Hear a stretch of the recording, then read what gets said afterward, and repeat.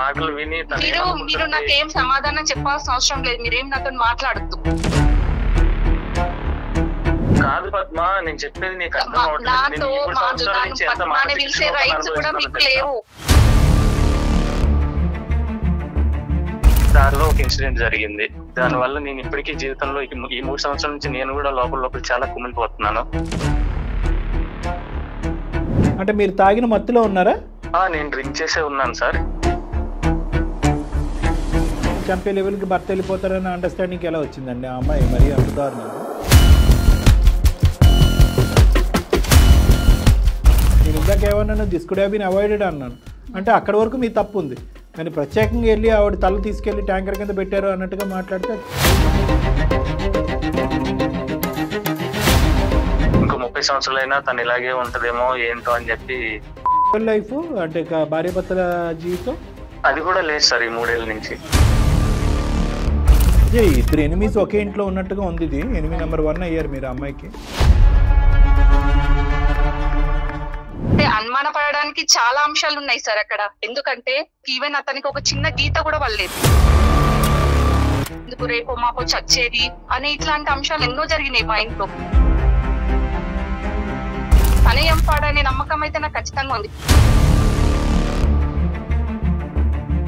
ఇప్పుడు తను ఉండాలని మా పిల్లల్ని అవన్నీ చూసుకునే ప్రేమ అనేది నేను మిస్ అయిపోయాను కదా సార్. ఇప్పుడు ఆ ప్రేమనైతే తను తిరిగి తీసుకురాలేడు కదా. ఇంకా తనతో పాటు నేను చనిపోతే శుభ్రంగా పిల్లతో నువ్వు శుభ్రంగా ఉండేదానివా చెప్పు?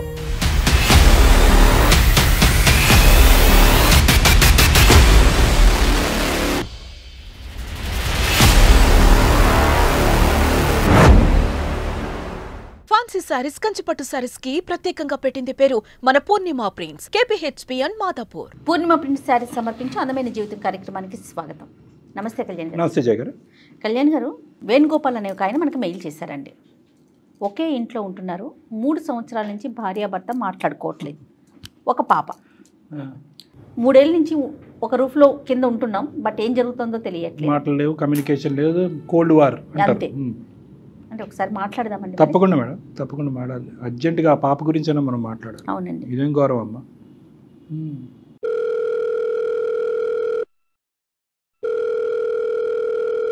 హలో, వేణుగోపాల్ గారా? వేణుగోపాల్ అండి మాట్లాడేది. ఎవరండి? నేను జయానండి, సుమన్ టీవీ అందమైన జీవితం అనే ప్రోగ్రామ్ నుంచి కాల్ చేస్తున్నాను. నాతో పాటు డాక్టర్ కళ్యాణ్ చక్రవర్తి గారు కూడా ఉన్నారు. Thank you so much madam, మీరు అసలు కాల్ చేస్తారనుకోలేదు. డెఫినెట్ గానే మేము ప్రతి ఒక్కరికి ఆన్సర్ చేస్తాము. అయితే కళ్యాణ్ గారు కూడా ఉన్నారు కాబట్టి ఒకసారి మీరు మాట్లాడండి, మీ సమస్య ఏంటో. హలో యా, నమస్కారం సార్. చెప్పండి నాన్న, ఏంటి సమస్య? నమస్తే నాన్న.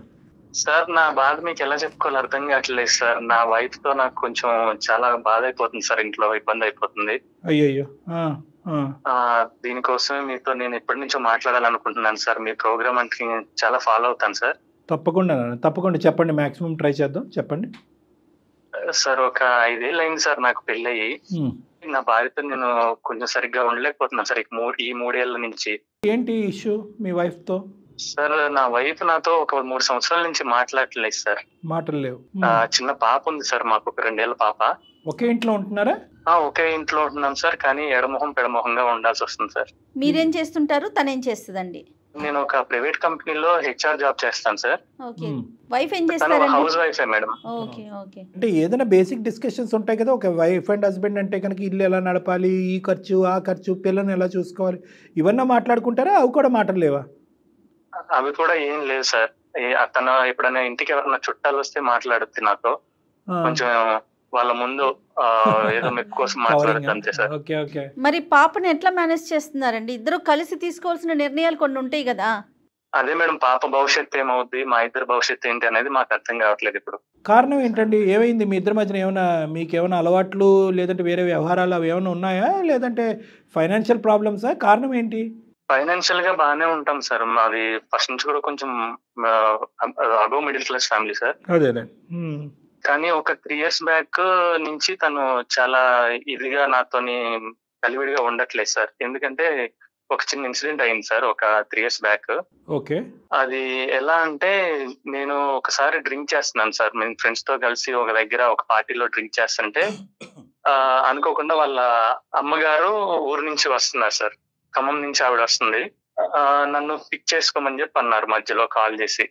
అప్పటికే నేను బాగా డ్రింక్ చేసి కొంచెం అన్కాన్షియస్ స్టేజ్, అంటే అంత తనని తీసుకొచ్చే పరిస్థితిలో నేను లేను. కాకపోతే తన మాట కాదనిలేక పదే పదే కాల్ చేస్తే ఇంకా అక్కడికి వెళ్లాల్సి వచ్చింది సార్. వెళ్ళి ఆవిడని పిక్ చేసుకొని వస్తుంటే దారిలో ఒక ఇన్సిడెంట్ జరిగింది. దానివల్ల నేను ఇప్పటికీ జీవితంలో ఈ 3 సంవత్సరాల నుంచి నేను కూడా లోపల చాలా కుమిలిపోతున్నాను. ఆ బాధ తనకు కూడా చెప్తుంటే తను అర్థం చేసుకోవట్లేదు. ఏమైందంటే ఆ యాక్సిడెంట్ లో వాళ్ళ అమ్మను మేము కోల్పోయామన్నమాట. అంటే మీరు తాగిన మత్తులో ఉన్నారా? నేను డ్రింక్ చేసే ఉన్నాను సార్. కాకపోతే నేను అప్పటికి టైం తీసుకొని తాగిన తర్వాత కొంచెం మేనేజ్ చేద్దామని చెప్పి వెళ్ళాను సార్.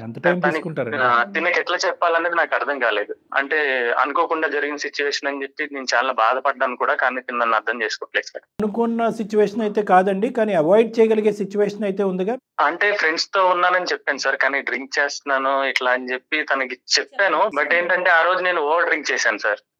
ఇంకా కాన్ఫిడెన్స్ తో వెళ్ళాను, కానీ అప్పటికి కుదరలేదు సార్. ఇంకా దారిలో వచ్చేటప్పుడు ఒక వాటర్ ట్యాంకర్ అనేది వచ్చి సడన్ గా నేను కంట్రోల్ చేయలేకపోయాను బండిని. ఆ యాక్సిడెంట్ లో ఆవిడ, నాకు కూడా చిన్న చిన్న గాయాలు అయితే అయినాయి. అది అనుకోకుండా జరిగింది కాదు, యాక్సిడెంటల్ గా జరిగింది. కానీ తను ఏమనుకుంటుందంటే నాకు ఇష్టం లేక నేను వాళ్ళ మమ్మీని అప్పటికే దూరం పెట్టాను అనుకోని చెప్పి.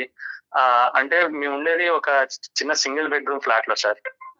అంతకు ముందు కూడా వాళ్ళ మమ్మీ వచ్చి మాతో ఉంటున్నప్పుడు అలాంటప్పుడు కొంచెం నాకేంటంటే కొంచెం ప్రైవసీ ఉండాలని అప్పటికే మాకు కొత్తగా పెళ్లి అయింది సార్. మీ వాళ్ళ దగ్గరే అక్కడ 4 రోజులు ఇక్కడ 4 రోజులు పెట్టొచ్చు కదా అన్నట్టుగా కొన్ని డిస్కషన్ జరిగాయి సార్. ఆవిడ వల్ల కొన్ని చిన్న గొడవలు అవడం. మీ మామగారు లేరా, ఉన్నారా ఏంటి? మా మామగారు లేరు మేడం. మా మామగారు చిన్నప్పుడే తనకి అంటే ఒక ఏజ్ వచ్చేటప్పటికే అతను ఎక్స్పైర్ అయిపోయారు. ఈవిడ ఒక్క ఆవిడే ఉండేది. కానీ తనకు ఒక చెల్లుంది, ఒక తమ్ముడు ఉన్నారు. వాళ్ళ చిన్నమ్మల దగ్గర ఉంటారన్నమాట. నేను మాత్రం వాళ్ళ చిన్నమ్మల దగ్గర పంపించి మా అత్తమ్మ గారు ఇక్కడ ఉండడం అలాంటివి జరిగేవి. అంటే వీళ్ళు ముగ్గురు ఒక దగ్గర ఉండొచ్చు కదా, ఇట్లా ఎందుకు చేస్తున్నారు ఏంటని కొన్ని గొడవలు కూడా జరిగాయి. నేను కూడా చెప్పేవాడిని. అంటే చుట్టం చూపుకి వస్తే ఒక 4 రోజులు 10 రోజులు ఉంటారు, కానీ ఇట్లా వస్తే ఒకటేసారి ఇక్కడ ఉండడానికి మాకు ఏంటంటే ప్రైవసీకి దానికి. ఇంకొకటి వచ్చేసి మేడం, చిన్న ఇరుకైన ఇల్లు అనమాట. ఒక సింగిల్ బెడ్రూమ్ లోనే మా ఇద్దరికి అని చెప్పి మేము ఉండేది. మీ వైఫ్ అనుకునేది ఏంటంటే, అయ్యో నువ్వు తాకుండా జాగ్రత్త పడి ఉంటే మా అమ్మ బతుకుండేదనా? నచ్చట్లేదు కాబట్టి నువ్వు మా అమ్మగారిని అలాగా చేసావు, నీ వల్లే మా అమ్మగారు చనిపోయారని.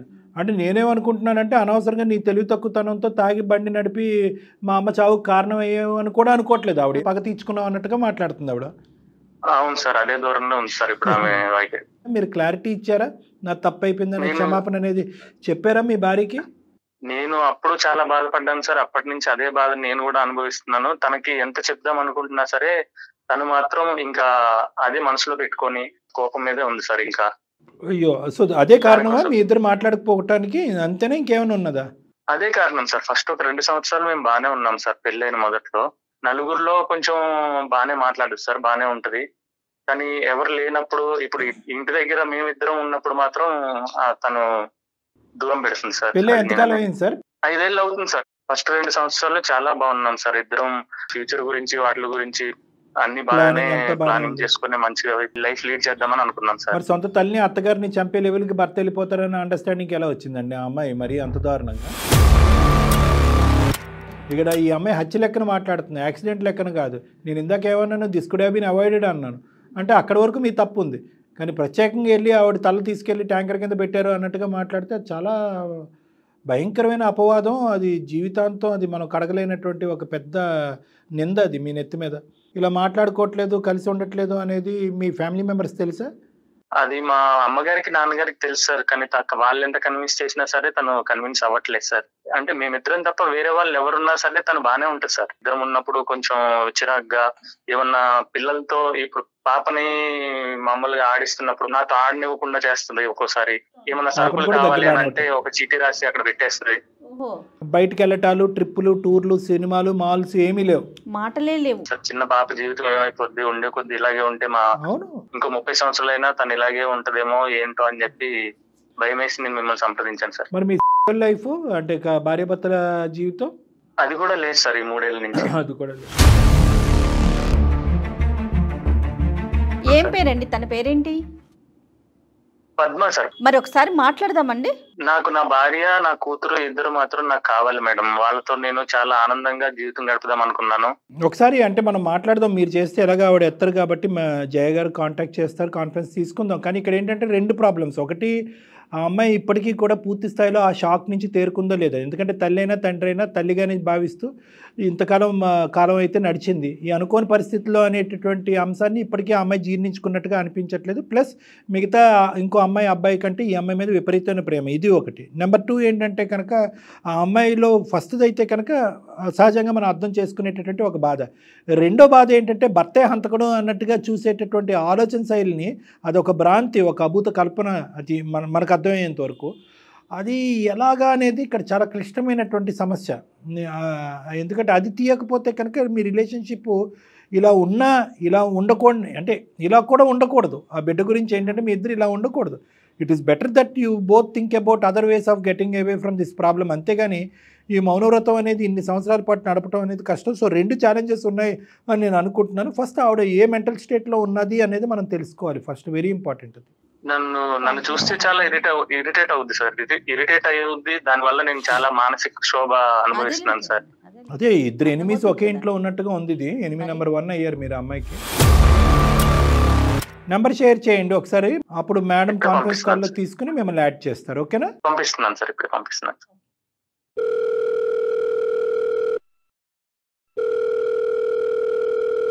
ముందు ఆయన్ని మాట్లాడమంటారా, మనం మాట్లాడదాం. హలో, నమస్తే అండి పద్మ గారా? అవునండి, మీరెవరు? నేను జయానండి, అందమైన జీవితం ప్రోగ్రామ్ నుంచి కాల్ చేశాను. మీతో ఒక 10 నిమిషాలు మాట్లాడొచ్చండి? చెప్పండి మేడం.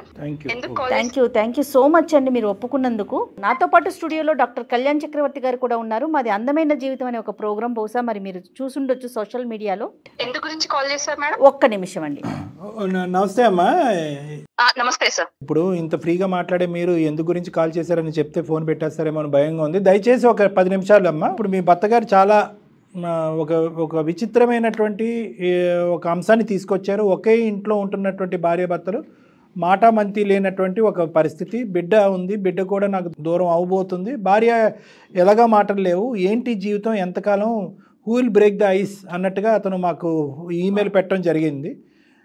ఏమైందమ్మా? అంటే ఈ అంశం మీద ఒక 2 నిమిషాలు మాట్లాడచ్చా మీతో? ఇప్పుడు దాని గురించి ఇప్పుడు మాట్లాడడం ఎందుకు సార్? మీకు ఎందుకు మాట్లాడాలి సార్ ఇప్పుడు దాని గురించి? నాతో మాట్లాడక్కర్లేదమ్మా, కానీ ఇది బిడ్డకి సంబంధించిన అంశం. దయచేసి కొద్దిగా ఓపికగా ఆలోచించండి, సహనంతో.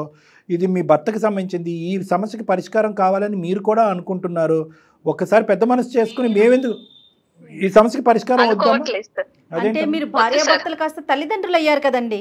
అంటే అటువంటి కూడా ఒక తల్లి ఉంది, ఆ తల్లిని కోల్పోయిన బాధ అనేది మాకు ఉంటది కదా మేడం. అదే ఒక్కసారి ఆ బాధను కూడా పాలు పంచుకోవటానికి, ఎందుకంటే చాలా దురదృష్టకరమైంది, చాలా భయంకరమైనటువంటిది, ఎవరి జీవితంలో రాకూడనటువంటి ఒక సంఘటన. న్యాచురల్గా ఏదో ఒక జబ్బు చేసి చనిపోవటం అనేది ఒక ఎత్తు అయితే కనుక, ఇలాగా ఒక యాక్సిడెంటల్గా అనవసరంగా ఒక ప్రాణాలు పోగొట్టుకోవటం అనేది చాలా బాధ. దానికి కూడా మాకు పూర్తి సానుభూతి, బాధ మాకు ఉందమ్మా. అది కూడా మీరు పంచుకుంటారనే ఉద్దేశంతోనే మేము ఈరోజు కాల్ చేస్తున్నాం. ఎందుకంటే మీరు కూడా ఈ బాధను ఎవరితో పంచుకుంటున్నారు, ఎలా షేర్ చేసుకున్నారు, ఆ బాధలోంచి మీరు బయటకు వచ్చారా లేదా అన్నది కూడా ఇందాక మాట్లాడటం జరిగింది. కాబట్టి అతను కూడా లైన్లో ఉన్నారు. అసలు ఏంటి మీ మనసులో ఉన్న బాధ అనేటటువంటి, మేము ఎందుకు చేసాం, మీ ఇష్యూ మాకెందుకు అనే అంశాన్ని ఒక 5 నిమిషాలు పక్కన పెట్టి, బిడ్డ భవిష్యత్తు దృష్ట్యా, ఈ కుటుంబ భవిష్యత్తు దృష్ట్యా ఓపిక చేసుకుని ఒక 2 నిమిషాలు మాట్లాడండి అమ్మా ప్లీజ్, దయచేసి. చెప్పారు కానీ మరి అమ్మ ఎలా చనిపోయిందో మరి చెప్పలేదా? మరి ఎలా చనిపోయారు, ఎందుకు చనిపోయారు అనే విషయం చెప్పలేరా సార్ మీతో? అంటే అతను చెప్పాడమ్మా, చెప్పాడు, కానీ చూసే విధానంలో డిఫరెన్స్ ఉందనేది కూడా చెప్పాడు. అంటే అతను తాగున్న పరిస్థితిలో స్కూటర్ మీద ఆవిడని ఎక్కించుకొని అనుకోని పరిస్థితిలో ఆవిడ చనిపోయింది. దానికి కూడా అతను చాలా బాధపడ్డాడు, ఇప్పటికి కూడా బాధపడుతూనే ఉన్నాడు. ఎందుకంటే ఒక ప్రాణాలు అతని చేతుల మీదుగా పోవటం అనేటటువంటిది. కానీ దాన్ని మీరు ఎలా చూస్తున్నారనే అంశం కూడా చెప్పాడు. అంటే ఏంటంటే, నువ్వు కావాలనే నా తల్లిని చంపావు అనేటటువంటి విధంగా మీరు భావిస్తున్నారని చెప్పారు. అంటే అనుమానపడడానికి చాలా అంశాలు ఉన్నాయి సార్ అక్కడ. ఎందుకంటే ఇప్పుడు బండి మీకెళ్ళి పట్టారంటే ఇద్దరికి తగలాలి దెబ్బ. ఓన్లీ మా మదర్ చనిపోయేదానికి ఈవెన్ అతనికి ఒక చిన్న గీత కూడా పడలేదు. ఇవి కొంచెం అనుమానం పడడానికి ఉన్నాయి కదా ఛాన్సెస్ సార్ మీరు. ఓకే, ఒకటి అనుమానం నెంబర్ 1 ఏంటంటే అతను గాయాలు అవ్వలేదు, ఆవిడ గాయాలైన చనిపోయారు ఆవిడ. రెండోదమ్మా, ఎప్పుడు ఎందుకంటే మా దగ్గర అమ్మ మాతోని ఉండాలంటే ఎప్పుడు కూడా తను అంత ఇంట్రెస్ట్ చూపించేవాడు కాదు. ముసలామె మన ఇంట్లో ఎందుకు, రేపో మాపో చచ్చేది అని ఇట్లాంటి అంశాలు ఎన్నో జరిగినాయి మా ఇంట్లో. తనే వేసాడు, తాగి పట్టడా మరి ఎట్లయిపోయిందో తెలియదు, కానీ తనే ఎంపాడనే నమ్మకం అయితే నాకు ఖచ్చితంగా ఉంది. ఇప్పుడు నేను తన పైన కేసు పెట్టడానికి కూడా నాకు ఉన్నాయి. బట్ ఏంటంటే నా కుటుంబ సంబంధించిన విషయాలు బయటకు చెప్పడం ఇష్టం లేదు కాబట్టి ఎవరితో కూడా నేను అట్లా చెప్పలేను. ఈవెన్ ఇంట్లో వాళ్ళకు కూడా నేను ఈ మ్యాటర్ కూడా ఎప్పుడు డిస్కస్ చేయలేను. ఒక ఇంట్లో ఉన్నా గానీ అంతే ఉంటున్నాం అంతే. అదే కొంతవరకు తెలుసమ్మా, కానీ ఏంటంటే చాలా తప్పుడు మాట అతను. ముసలాం చనిపోయినా పర్లేదు అనేటటువంటి పిచ్చి మాటలు అతను ఎందుకు మాట్లాడాడో నాకు తెలియదు, కానీ ఇప్పుడు లైన్లోనే ఉన్నారు, తర్వాత అతను అడుగుదాం. కానీ ఈ రెండు కాకుండా ఏం ఆధారాలు ఉన్నాయమ్మా అతను చంపాడు అనేటటువంటిది మీ దగ్గర? ఒకటి, అతనికి గాయాలు తగలలేదు, ఈవిడికి చనిపోయింది. రెండోది ఏంటంటే తాగున్న మనిషికి గాయాలు ఎలా తగలలేదు, తాగలేనటువంటి మనిషి ఎలా చనిపోయింది. ఇలాంటివి ఉన్నాయి. అప్పుడే నేను తాగినా అని చెప్పేసి తీసుకురాకపోయినా అయిపోతుండే కదా. ఈవెన్ మా ఇంట్లో ఉన్నప్పుడైనా తనతో ఈవెన్ ఒక్క రోజు కూడా మాట్లాడేవాడు కాదు. ఇప్పుడు నేనే అట్లా వాళ్ళ పేరెంట్స్ కి వేస్తే తను ఊరుకుంటారా సార్? మీరు నాకేం సమాధానం చెప్పాల్సిన అవసరం లేదు, మీరేం నాతో మాట్లాడద్దు. కాదు పద్మ, నేను చెప్పేది నీకు పద్మాని పిలిచే రైట్స్ కూడా మీకు లేవు. మీరు నాతో మాట్లాడిన పేరు పలికే హక్కు కూడా మీకు లేదు.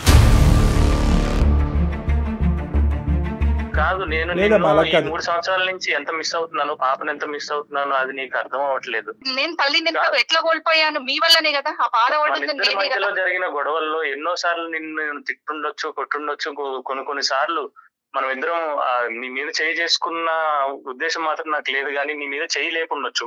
కొన్నిసార్లు నిన్ను ఎప్పుడు కొట్టింది కూడా అది ఒకటే కాదులే. ఇప్పుడు తల్లి మీ అమ్మ ఎప్పుడు చచ్చిపోద్దన్న మాట కూడా అన్నారంట కదా, అది ఆవిడకి బాగా లోతుగా దిగింది. లేదు సార్, ఇంట్లోకి రాగానే ఎందుకు వచ్చింది, ఎందుకున్నది, మన ఇద్దరి మధ్యలో జరిగే విషయాల్లో తను వస్తే మాత్రం నేను ఒక్కొక్కసారి నోరు జారి ఏదైనా అనుండొచ్చు, కానీ అంత కోపమేం లేదు నాకు. చంపేసే స్థాయి వరకు వెళ్ళిపోద్దమ్మా ఆలోచన. అందరి ఇళ్లలో మీ చేతుల్లోనే కదా, మీతో ఉన్నప్పుడే అమ్మాయి అనిపోయింది కదా. వేరే దగ్గర ఉన్నప్పుడు అయితే ప్రమాదవశాత్తు అని నేను ఇలా అనుకుంటాను. చనిపోయింది మనిషి అయితే పోయింది కదా, మీకు ఒక్క దెబ్బ తగలకుండా ఇట్లా చనిపోతుంది. ఇప్పుడు ఏంటంటే ఒక భర్త, మీరు ఒక ప్రయాణం, ఒక బిడ్డను కన్నారు, 5 సంవత్సరాల పాటు ప్రయాణం. ఒక 5 సంవత్సరాల ప్రయాణంలో ఏ కోసానన్నా కూడా మీ అమ్మగారు ఉండకపోయి ఉంటే కనుక మీ భర్త గురించి ఇతను చంపే స్థాయి వరకు వెళ్ళిపోతాడు అనే అభిప్రాయం మీకు ఎప్పుడన్నా ఉండేదమ్మా? మీ భర్త గురించి మేము చెప్పాలా? ఓకే, అత్తగారు అంటే పడకపోవచ్చు, ఏమన్నా మాట్లాడనొచ్చు, ప్రైవసీ లేదు కాబట్టి ఆవిడ దూరంగా ఉండొచ్చు, మన సింగిల్ బెడ్రూమ్ అని మాట అనొచ్చు. ఇలాంటి మాటలు ఉన్నంత మాత్రాన మనిషి తాగేసి వెళ్ళి బండిని బలవంతంగా గుద్దేసి చంపేస్తాడమ్మా. యాక్సిడెంట్లు అవుతాయి చాలా చోట్ల. ఒక పెద్ద బస్సు యాక్సిడెంట్ అవుతుంది, 2-3 చనిపోతారు. ఫ్రంట్ ఉన్న వాళ్ళు కూడా చనిపోకపోవచ్చు, డ్రైవర్ కూడా చనిపోకపోవచ్చు. కళ్యాణ్ గారు ఇప్పుడు బెస్ట్ ఎగ్జాంపుల్, మనకి ఫ్లైట్ చూసాం కదా, అంతమంది చనిపోతే ఒక్క మనిషి బతికి రాలేదు. ఇప్పుడు మనం ఏం చెప్పగలుగుతామంటే యాక్సిడెంట్, అది యాక్సిడెంట్.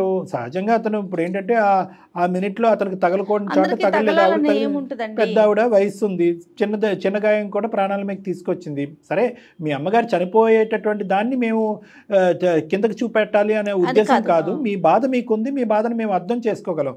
కానీ ఆ బాధకు కారణమైనటువంటి ఈ వ్యక్తి యాక్సిడెంట్ రూపాన కారణం అయ్యాడు, కానీ హత్యాయత్నం చేశాడు అనేది కరెక్ట్ కాదు కదమ్మా.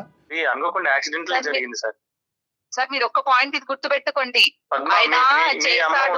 అన్నది నేను కొత్తగా పెళ్ళైనప్పుడు మనకి ప్రైవసీ కోసమే. నేను సార్ తో మాట్లాడుతున్నాను, కానీ ఇద్దరు పడ్డప్పుడు దీనికి ఎంతో కొంత ఒక దెబ్బన్నా తగలాలి కదా. అలా ఇలా తగలకుండా ఎలా ఉంటుంది? మీరు ఒకసారి మీ పాయింట్ ఆఫ్ వ్యూలో కూడా ఆలోచించండి. లేదు, అది కూడా ఆలోచించాను తల్లి, అది కూడా ఆలోచించాను. కానీ అమ్మ, ఇప్పుడు దానికి చాలా పర్మిటేషన్స్ అండ్ కాంబినేషన్స్ ఉంటాయి. కానీ యాక్సిడెంట్ అయ్యింది కదా, యాక్సిడెంట్ అయినప్పుడు ఇంకా తనతో పాటు నేను చనిపోతే శుభ్రంగా పిల్లతో శుభ్రంగా ఉండేదాన్ని. అలా కాదు, నేను మాట్లాడుతాను ఉండండి. ఇప్పుడు ఆవిడ అసలు మీతో మాట్లాడటానికి ఇష్టం లేదన్నట్టు మాట్లాడుతున్నాను. అలా కాదు అమ్మ, ఒకటమ్మా, నిజంగా ఇతని హంతకుడే మీ అమ్మగారిని చంపాలి అనేటటువంటి పెద్ద ఉద్దేశం ఉంది అనుకుందాం. ఎందుకమ్మా ఇంత పబ్లిక్ ఇష్యూ చేసుకుని ఇలా చంపటం? ఏదో సీక్రెట్ గా ఇంకా రకరకాల పద్ధతులు ఉంటాయి కదా చంపడానికి. పబ్లిక్ ఇష్యూ చేసేది ఉంటే ఎప్పుడో పోలీస్ స్టేషన్ లో కంప్లైంట్ ఇచ్చేదాన్ని సార్. మీరు కాదు ఇంకెన్ని సంవత్సరాలు ఉంటావు నువ్వు ఇలాగా? ఇప్పటికీ 3 సంవత్సరాలు చూస్తూ 3 సంవత్సరాలు గడిచిపోయింది. ఎందుకంటే ఇది ప్రూవ్ చేయడం అనేది ఎవరి తరం కాదమ్మా. నీ మానసిక పరిస్థితి ఎలా ఉందో చెప్పమ్మా పద్మ. అంటే అమ్మ చనిపోయింది అనే బాధలోంచి మీరు బయటకు వచ్చారు. ఓకే, ఇతని మీద రకరకాల కోపాలు ఉన్నాయి, అది పక్కన పెడదాం ఒక 2 నిమిషాలు. మీరు పూర్తి స్థాయిలో తేరుకున్నారా? డిప్రెషన్ లాంటి దాంట్లోకి ఏమైనా వెళ్ళారా? తినగలుగుతున్నారా, పడుకోగలుగుతున్నారా, ఆలోచించగలుగుతున్నారా, బిడ్డను చూసుకోగలుగుతున్నారా? నేను అన్ని రకాలుగా బానే ఉన్నాను సార్, ఒక ఇష్యూ తప్ప, అంతే. సో దీనికి ఇప్పుడు దీనికి పరిష్కార మార్గం ఏంటో చెప్పండి. అతను చేసింది ఒకటి ఏ ముమ్మాటికి రకంగా పెద్ద నమ్మాలి తప్పు సార్? ఏంటంటే కనుక ఇదే డ్రింక్ చేసి డ్రైవ్ చేయటం అనేది అతను చేసింది పెద్ద తప్పు. తాగి డ్రైవ్ చేసి అతని ప్రాణాలకి ఏదైనా కూడా ఈరోజు ఆ బిడ్డ అనాథ అయ్యి ఉండేది. ఇప్పుడు అనవసరంగా ఇప్పుడు ఏమైంది, అతనికి ఒక గాయం తగలపోవటం. ఇప్పుడు అతను అనుకుంటా ఉంటాడు కొద్దిగానే గాయాలు తగులుంటే కనుక ఈ అనుమానం కూడా ఉండేదని. సరే ఇప్పుడు అమ్ముంటే ఇప్పుడు మా ఇంట్లో తిరిగినట్టే అనిపిస్తుంది. ఎందుకంటే తన ఇంట్లో ఉంటే నాకు ఏదో ధైర్యంగా ఉంటుండే. ఇప్పుడు తను ఉన్నా కానీ మా పిల్లల్ని అవన్నీ చూసుకునే ప్రేమ నేను మిస్ అయిపోయాను కదా సార్. ఇప్పుడు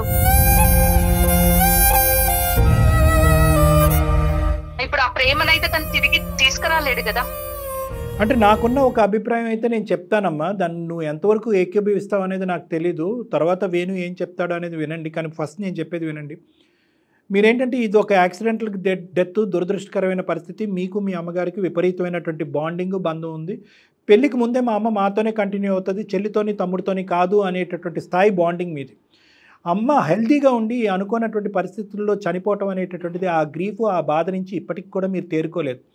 యూజువల్గా సహజసిద్ధంగా ఈ డిప్రెషన్లో ఉన్నప్పుడు ఈ గ్రీఫ్, ఈ బాధ, ఎస్పెషలీ న్యాచురల్ డెత్స్తో పోల్చుకుంటే యాక్సిడెంటల్ డెత్స్, సడన్గా అనుకోనటువంటి సందర్భాల్లో హెల్తీగా ఉండేటటువంటి వ్యక్తులు చనిపోయినప్పుడు చాలామంది పోస్ట్ ట్రామాటిక్ స్ట్రెస్ డిసార్డర్, డిప్రెషన్లోకి వెళ్తారు. అది సహజ సిద్ధమైనటువంటి ఒక మానసిక పరిస్థితి.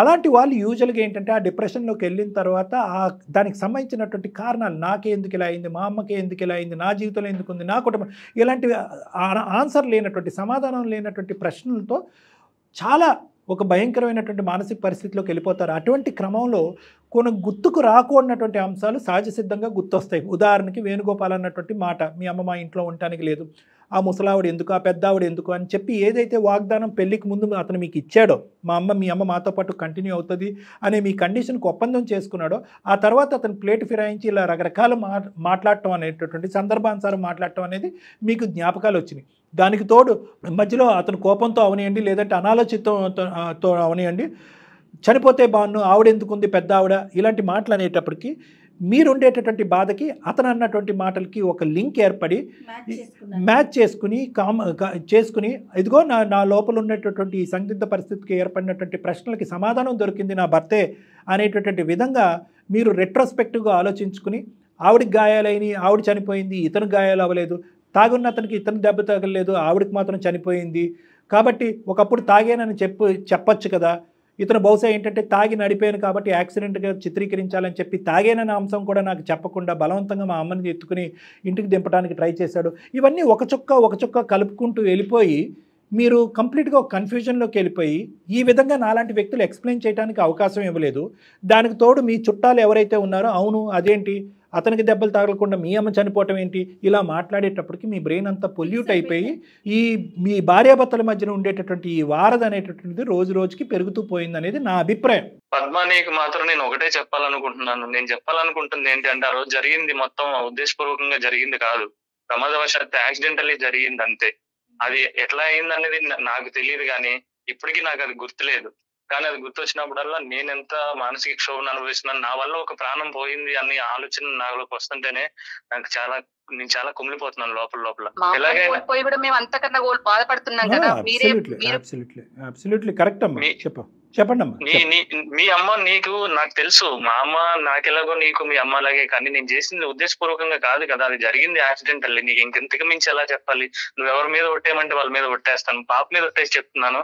అది మాత్రం నేను ఒట్టేసినంత మాత్రాన అమ్మ అయితే తిరిగి రాదు కదా. నువ్వు చేసిన తప్పు అది ఎప్పటికీ రాదు కదా. ఓట్లు కాదు, 1,00,000 ఓట్లు వేసినా కూడా, శతకోటి కార్యక్రమాలు చేసినా కూడా మీ అమ్మగారు తిరిగి రారమ్మా. తీర్చలేనటువంటి లోటు. మేము చెప్పేది తీర్చలేని బాధ అయితే అమ్మ అయితే రాదు కదా. కదమ్మా ఇప్పుడు జరిగేటటువంటి పరిస్థితి ఏంటంటే మీ అమ్మగారు చనిపోయి మీరు బాధపడుతున్నారు. తల్లిదండ్రులు ఇద్దరు ఉండి ఆ బిడ్డ చెప్పుకోలేనటువంటి బాధలో లేదు. తల్లిదండ్రులు ఇద్దరు కళ్ళెదురుకుంటా కనిపించారు, మీ అమ్మగారు పోయారు. 3 సంవత్సరాల పాటు ఇంట్లో ఈ మౌనవ్రతం వల్ల ఎంత చంటిబిడ్డ, ఎంత మానసిక క్షోభ. ఒక తిరగటం లేదు, ఒక పార్కు లేదు, ఒక మాట లేదు, ఒక ముద్దు లేదు. ఏందమ్మా ఇప్పుడు ఆ బిడ్డకి ఎటువంటి జీవితాన్ని ఇస్తున్నారు? మీరు తల్లిని దురదృష్టం కొద్దీ పోగొట్టుకున్నారు, దాన్ని మీ తల్లిని తిరిగి తీసుకురాలేవు. మీ బిడ్డ ఏం పాపం చేసింది ఇటువంటి వాతావరణాన్ని క్రియేట్ చేస్తున్నారు? ఈరోజు మా వేదిక వరకు వచ్చి మీరు ఫోన్ కాల్ చేయడం అనేది ఇద్దరు అదృష్టవంతులే. దానికి మించినటువంటి అదృష్టవంతురాలు ఆ బిడ్డ. అట్లీస్ట్ ఇప్పటికైనా ఐస్ బ్రేక్ అయ్యి నిజాలు బయటకు వచ్చి మీరిద్దరు మాట్లాడుకుంటున్నారు. అట్లీస్ట్ ఇలా మాట్లాడుకుంటే అనుమానాలు క్లియర్ అయ్యి ఉండేవి. మా వరకు కూడా అవసరం లేదు. ఒక ఆలోచన రావటం, దానికి ఫిక్స్ అయిపోవటం, నువ్వు చంపేవు అంతే. ఇంకంతే అంటే ఇంకెవరేం మాట్లాడతారు? అందరి ఇళ్లలో భార్యాభర్తలు మాట్లాడుకుంటున్నారు, ఇంతకు మించినటువంటి గొడవలు. మీరు మాత్రం 3 సంవత్సరాల పాటు వనవాసం. సార్ మీ ద్వారా నేను కోరుకునేది ఒకటే సార్, ఎలాగైనా సరే మా ఇద్దరిని పాపని కలపండి సార్. అది నా చేతుల్లో లేదు నాన్న. నేను ఇవ్వాల్సినటువంటి ఎక్స్ప్లెనేషన్ ఆవిడకి ఇచ్చాను. నాకు భయం వేసింది సార్, తను ఉండే కొద్ది ఇలాగే పాపని దూరం చేస్తుందేమో, తను ఎలా దూరం అయిందో అలా దూరం అవుద్ది అని చెప్పి మళ్ళీ మేమిద్దరం కలిసి ఉండి పాపను కూడా మంచిగా పెంచుకోవాలని చెప్పి చూస్తాం సార్. ఎప్పుడు బంధాన్ని ఎవరు తీసేస్తే పోదండి. పద్మ గారు మీరు ఒక్కసారి డాక్టర్ గారిని కలిసే ప్రయత్నం చేస్తే బాగుంటుందండి. పాప కోసం నేనేమంటున్నా, మీ ఇద్దరి కోసం చెప్పట్లేదండి. నేను ఫస్టే ఒక మాట చెప్పా, భార్యాభర్తలు ఇప్పుడు తల్లిదండ్రులు అయ్యారు, దయచేసి ఆ పొజిషన్ని ఒకసారి ఆలోచించుకోండి. నెక్స్ట్ స్టెప్ ఎక్కారు. ఇది సింపుల్ క్లారిటీ అండ్ కౌన్సిలింగ్తో తీరిపోయేటటువంటి అంశం. అతనికి ఒక మాట్లాడటానికి ఒక అవకాశం ఇయ్యి, మీరు ఏదైతే చెప్పాలో అది చెప్పండి. ఒక మధ్యస్థగా నేను ఉంటాను, నా దగ్గరికి మీరు ఇద్దరు రండి, మొత్తం అన్ని అనుమానాలు కూడా పటాపంచలు అయిపోతాయి. ప్రాబ్లమ్ని సార్ట్అవుట్ చేద్దాం. దయచేసి ఆలోచించండి. మీరు ఎప్పుడు రమ్మన్నా నేను వస్తాను సార్ కంపల్సరీ. మేడం మీరు చెప్పింది కూడా కరెక్టే. మీ మీద నమ్మకంతో, సార్ మీద నమ్మకంతో నేను మీరు అన్నది కరెక్ట్. నేను పాప భవిష్యత్తు కూడా ఆలోచించుకోవాలి. ఇప్పుడు పాప భవిష్యత్తులో పెట్టుకొని ఆలోచించి ఇప్పుడు మిమ్మల్ని కలవడానికి నేను రెడీగా ఉన్నాను సార్. సూపర్. థ్యాంక్ యూ అమ్మా. థ్యాంక్ యూ అమ్మా. మిగతావన్నీ అప్పుడు మాట్లాడుకోవచ్చమ్మా. ఏమైనా అన్ఆన్సర్డ్ క్వశ్చన్స్ లేదంటే ఇక్కడ ఈ వేదిక మీద చెప్పనటువంటి ప్రశ్నలు ఏమన్నా ఉన్నా కూడా కౌన్సిలింగ్లో మాట్లాడచ్చు. ఈరోజు మేము చేసినటువంటి ఒక గొప్ప పని, అది మీ వరకు అర్థమైందో లేదో నాకు తెలియదు కానీ 3 సంవత్సరాల పాటు మాట్లాడుకున్నటువంటి భార్యాభర్తలు ఇద్దరిని మేము మాట్లాడుకునేటటువంటి విధంగా చేసాం. అదే ఒక గొప్ప విజయంగా, ఆ పాప తరపున ఒక గొప్ప విజయంగా మేము భావిస్తున్నామమ్మా. ఇది మీ ఇష్యూ ఒకటే కాదు, ఒక బిడ్డకు సంబంధించినటువంటి కూడా ఒక చిక్కుముడి సమస్య ఇది. కాబట్టి ఇది పూర్తి స్థాయిలో మనం ముందుకెళ్ళి నా కౌన్సిలింగ్ ద్వారా మీ ఇద్దరి మధ్య అండర్స్టాండింగ్ పెరుగుతుందనే స్థాయి నమ్మకం కూడా నాకున్న అనుభవంతో నాకు ఉంది. కాబట్టి దయచేసి రండి, మాట్లాడదాం, అంత క్లారిటీ వస్తుంది. ఓకేనమ్మా? రైట్ అండి. Okay sir. Okay all the best. Jaya గారు మాట్లాడతారు, ఫాలో అప్ లో ఉంటారు. డోంట్ వరీ అండి, మీరు ఏం ఫీల్ కావద్దు, నేను మాట్లాడతాను. డాక్టర్ గారి దగ్గరికి పంపించే బాధ్యత నాది. ఓకే అండి? అందుకే పాప కోసమే అందరూ ఇంపార్టెంట్ అయ్యి తమ్ముడు. Okay right. Okay all the best నాన్న. బాయ్ నాన్న, టేక్ కేర్. బాయ్. అది కళ్యాణ్ గారు ఒకసారి ఆవిడ వచ్చి మాట్లాడితే మనసులో అలా నాటుప్పుడు నాకు నచ్చిన వాళ్ళతో నేను మాట్లాడితే నాకు ఫేవర్గా మాట్లాడతారు, మీకు నచ్చిన వాళ్ళతో మీరు అట్లా అమ్మాయికి అట్లా చెప్పేశారనమాట, అతని వల్లే అని. సో మీ కౌన్సిలింగ్ ద్వారా కొంచెం మార్పు రావాలి, ఖచ్చితంగా కలిసి ఉండాలి. చిన్న ఇష్యూ కాబట్టి. రైట్ అండి. నమస్తే. మేడం. ఫ్యాన్సీ సారీస్, కంచిపట్టు సారీస్ కి ప్రత్యేకంగా పెట్టింది పేరు మన Purnima prints, KPHP and Madhapur.